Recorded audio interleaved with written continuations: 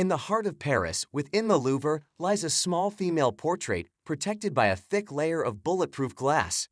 Presently, stealing it is deemed impossible. However, it was once done. Journey with me a century back to August 21, 1911, a Monday. The museum was closed on this day, and the once royal residence was almost deserted. At approximately 8:30 in the morning, a man dressed in white robes emerged from a small storage room where such robes were kept. Having entered the museum as a regular visitor, he walked into a vast square room, adorned with masterpieces by Titian and Raphael. The man approached the small portrait, removed its protective glass, took it out of its frame, wrapped himself in its white canvas, and exited the building through one of its doors. The theft of the world's most famous piece of art happened so casually that no one could have predicted its consequences. This story entails not only the years of searching for the renowned culprits and the doubts surrounding the painting's authenticity, but also how the kidnapping transformed Leonardo da Vinci's Mona Lisa into a significant masterpiece of the art world. Let us go back to a time without masks, skeptics, and quarantines. A few years ago in 2019, 30 people visited the Mona Lisa every day, not to appreciate it but to take selfies and pictures. Yet every one of them was aware that it was the most renowned painting on Earth. They had seen replicas of it on t-shirts, bags, phone cases, and even toilet paper. Forgive us, Leonardo. Most visitors did not comprehend why the Mona Lisa was a masterpiece. Admittedly, I discovered its significance only while working on a video. Before we delve into the poisoning, let us briefly examine what it means for art. Before Leonardo da Vinci, many great artists such as Van Gogh and Bellini had made a name for themselves. These are all renowned predecessors. Their mastery in painting people was undeniable, but their works always depicted frozen characters lacking liveliness. However, Da Vinci overcame this challenge by studying the human eye and discovering the technique of fumata. In his paintings, lines were slightly blurred and colors flowed smoothly from one to another, particularly noticeable in the corners of Mona Lisa's eyes and mouth, giving her a sense of enigmatic beauty. Of course, the painting's value is not solely limited to this technique. Every aspect of the portrait, including the landscape, pose, and clothing, can be discussed and debated at length.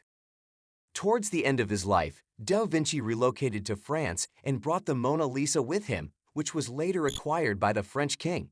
However, during the Bastille Revolution, the painting ended up in the hands of the Republic, and it was eventually displayed at the Louvre Museum. In 1911, the painting was stolen, and the thief was seen leaving the museum with the artwork in hand. He encountered an obstacle when the pre-prepared key did not work on the exit door. As a worker approached him, the thief pretended to be an employee and requested help. After the worker assisted him in opening the lock, the thief vanished into the streets of Paris. About an hour later, the museum's quartermaster discovered the painting missing from the wall. Instead of immediately calling the authorities or triggering the alarm, the janitor's first thought is that the museum photographers have taken the canvases for photographs. The following day, when visitors noticed the empty space where the painting once hung, the guards approached the photographer, who denies any involvement in its disappearance. Despite this, there is no immediate cause for alarm, as it is assumed that the painting may have been removed for cleaning. However, as it becomes clear that this is not the case, the guards report the theft to their superiors, revealing that the Mona Lisa has been stolen. Given that this occurred in 1911, when alarm systems did not yet exist, it is understandable that many people may wonder how the thief could have removed the painting from the wall with the security system in place. However, the painting was reportedly removed with ease, a fact that the museum management later explained was due to fire safety concerns, so that the paintings could be quickly collected in case of an emergency. Additionally, one might question why the thief did not simply cut the canvas and roll it up for easy transport. Opting for the easier and less conspicuous method, the thief could have simply cut and rolled up the canvas.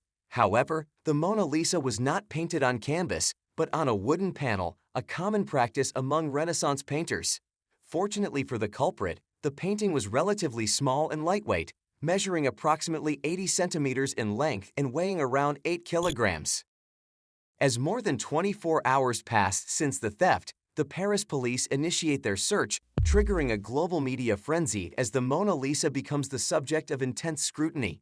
At the beginning of the 20th century, Paris was the hub of technological, scientific, and artistic progress, and the disappearance of one of the most famous artworks in the world from the city causes an unparalleled stir.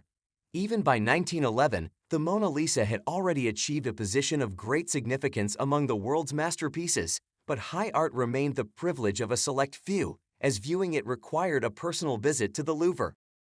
Initially, only a limited number of printed copies existed, and therefore, the majority of the general population had no idea about the appearance of the Mona Lisa.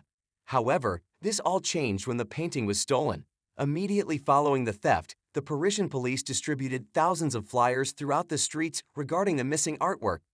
The news of the painting's disappearance was reported in all major European and global newspapers, which included a photograph of the painting.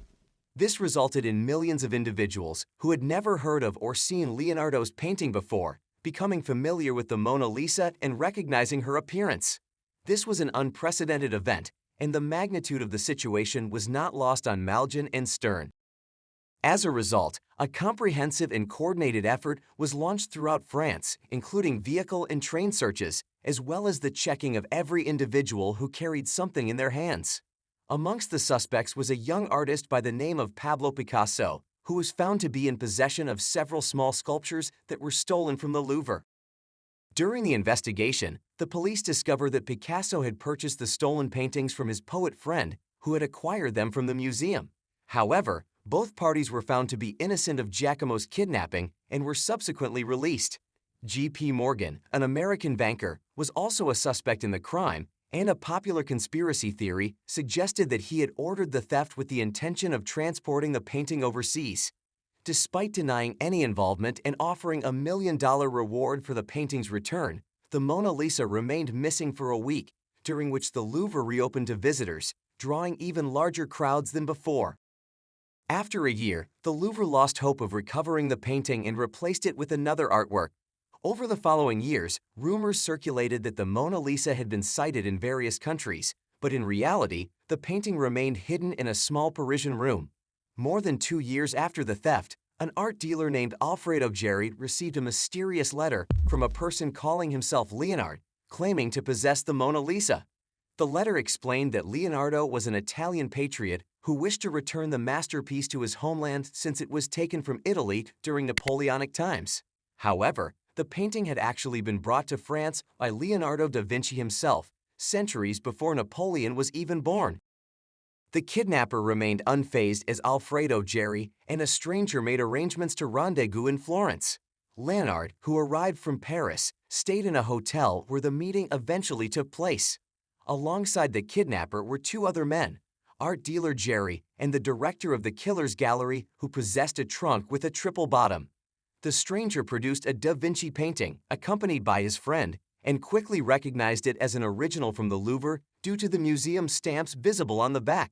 They agreed to pay the man his requested amount, pending further appraisal. Officer Leonardo, despite his patriotic feelings, demanded a generous reward of almost $100,000 at the museum, which was a fortune at the time. Following the meeting, the jury was informed, and the authorities were notified about the found painting. The kidnapper, identified as 32-year-old Vincenzo, was subsequently arrested. As a young Italian, Vincenzo wanted to be an artist, move to Paris, and work as a painter and handyman, even participating in the installation of the glass protective box for the Mona Lisa at the Louvre. 1 year prior to the kidnapping, Peru claimed to have acted alone out of a strong sense of patriotism during a court hearing.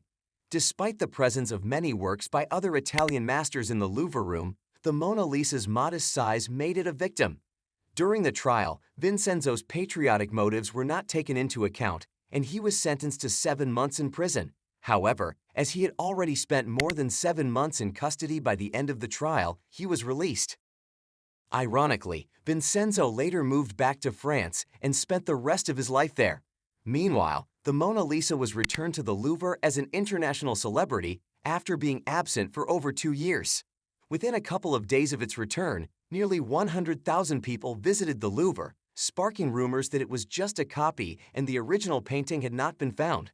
However, the painting's unique cracks, formed as it aged, served as a distinguishing feature like fingerprints, and experts were able to compare it to available photographs to authenticate its originality.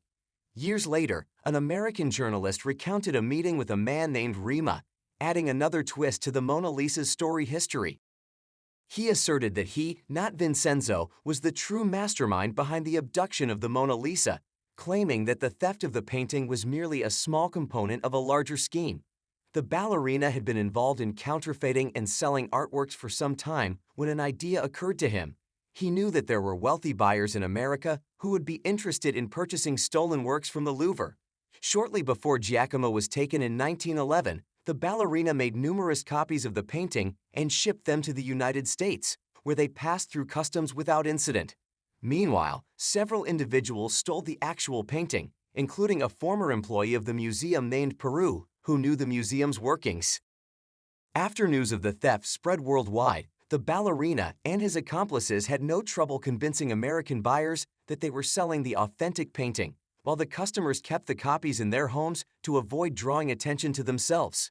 The scheme was quite successful until Vincenzo, unhappy with his share of the profits, decided to sell the real painting, leading to the scheme's unraveling. While the story is compelling, there is no independent confirmation of its veracity. Wolf, an enigmatic figure, is the sole source, but the Mona Lisa remains guarded in the Louvre, obscured by a thick layer of dust and glass. Once the current virus crisis subsides, crowds are sure to return. The notion that the painting gained its world-renowned fame solely from the infamous theft is an overstatement, as modern artists of the 20th century also contributed to its iconic status. Many musicians, including Elvis, have even produced songs about it. However, any attempt to explain the picture's popularity solely through objective reasoning is destined to fall short.